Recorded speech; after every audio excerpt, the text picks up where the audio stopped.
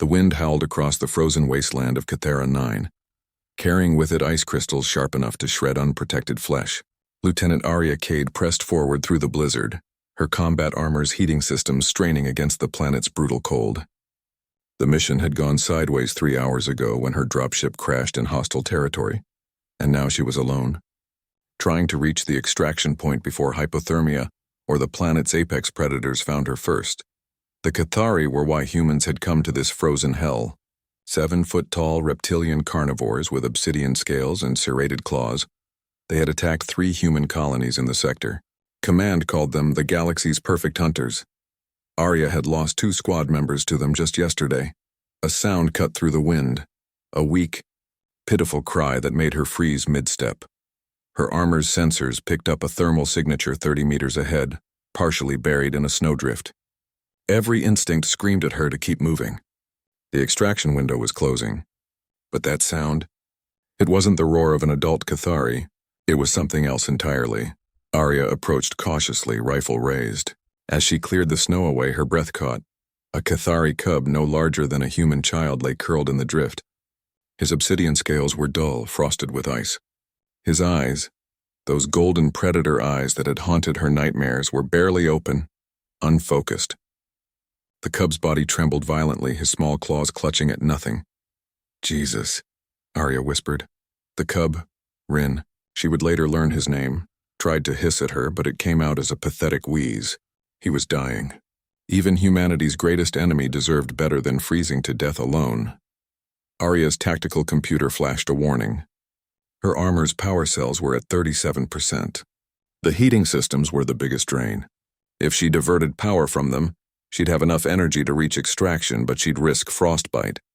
If she didn't, she looked at the trembling cub again, at those eyes that held not hatred, but fear. Terror. The same expression she'd seen on her nephew's face when he'd gotten lost at the spaceport last year. Damn it, Arya muttered. She began unsealing her armor's chest plate. The cold hit her immediately, even through her underlayer suit. Her fingers, clumsy in the freezing air, worked at the magnetic seals. Piece by piece, she removed the outer plating, chest, arms, legs.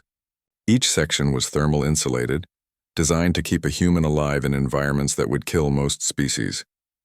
Rin watched her with confusion, his predator's mind unable to comprehend what this human was doing. His species understood strength, dominance, survival of the fittest. They did not understand. This, Arya wrapped the armor plates around the small cub, creating a makeshift cocoon. She activated the heating elements, redirecting all remaining power to the sections covering Rin.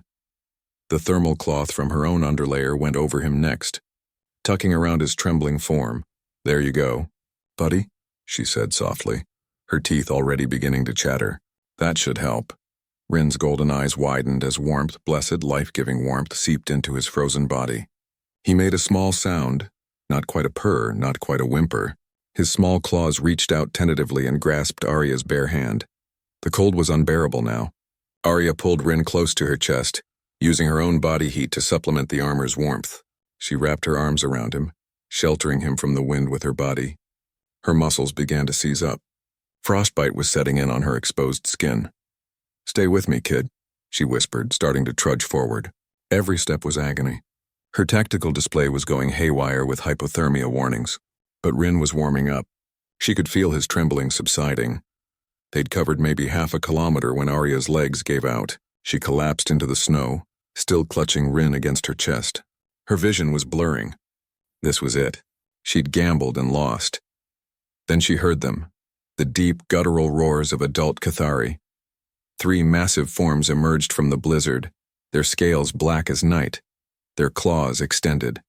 Arya tried to reach for her rifle, but her fingers wouldn't respond. She couldn't even feel them anymore. The largest Cathari approached, and Arya recognized the battle scars on his snout.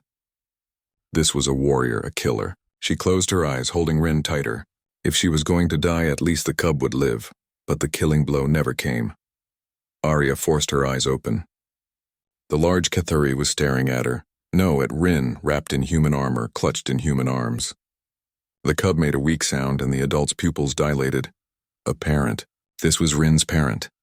The Cathari warrior carefully, almost reverently, extracted Rin from Arya's weakening grip. He examined his offspring, seeing the human armor keeping him warm, understanding instantly what had happened here, what this human had sacrificed. The warrior's golden eyes met Arya's fading blues.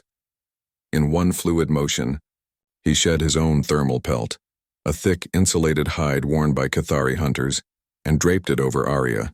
He barked something to the other adults, and they moved to shelter her from the wind. "Why?" Arya managed to whisper. The Cathari warrior didn't speak standard, but his actions were clear. He placed one massive claw over his chest, then extended it toward her.